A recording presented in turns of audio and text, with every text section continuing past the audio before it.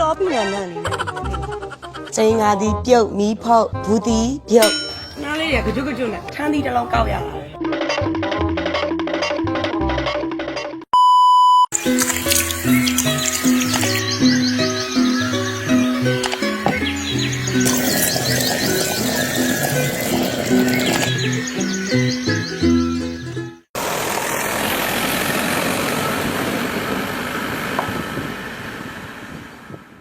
မတင်ကဒီနေ့တို့နယ်ကိုပြန်လာတာပေါ့နော်မတင်တို့နယ်ကမွန်ပြည်နယ်ဘီလင်းမြို့နယ်တောင်စုံဆိုတဲ့ရွာကလေးပါဒါမနေ့ပြန်ကြရင်မတင်တို့ရဲ့နှစ်စင်ပေါ့နော်မတင်တို့ရဲ့အဖွားတွေကမတင်တို့ငယ်ငယ်လေးတည်းကနေပြီးတော့ဒါထမနဲထိုးပွဲဆိုရင်ဒီလိုတဘိုရဲလားဆိုရင်အများနဲ့လုပ်ဖြစ်တာပေါ့နော်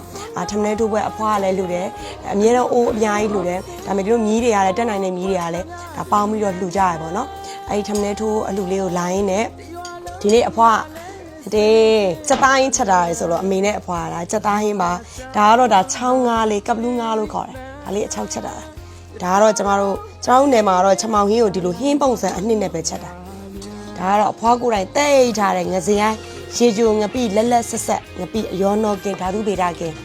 အခုကတွေ့တဲ့အတိုင်းကျင်းငါသည်ပြုတ်မီးဖောက်ဘူးသည်ပြုတ်ပြီးတော့ဒါကမုံလာချင်းဒါလက်လောက်ချင်းလေးတွေပဲဒါကတော့ကြက်ချင်းအစ်စ်ကလေးတွေ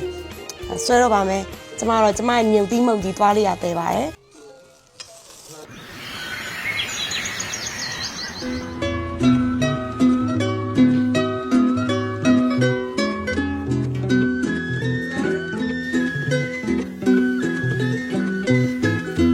ပြီလောပြီနန်နန်လေးနဲ့တူတယ်သိလားကျမစိတ်ထဲမှာလေဒီတဲကိုလေကစီနဲတွေတဲရပါရထင်တာမဟုတ်ဘူးတော့ဒီတိုင်းကြီးပဲအဲ့ဒီဒါဒီတိုင်းပဲနော်ဘာမှမထည့်ရအောင်နော်ဆိုတော့ထိုင်ရမူးတာလေချေတာလေဘာဖြစ်လို့ကြိုလိုက်ရင်သူကချိုရတာလဲချိုရမူးတာလားဩဘာဝါနော်ဆက်ရနော်ဒီခါကြီးရ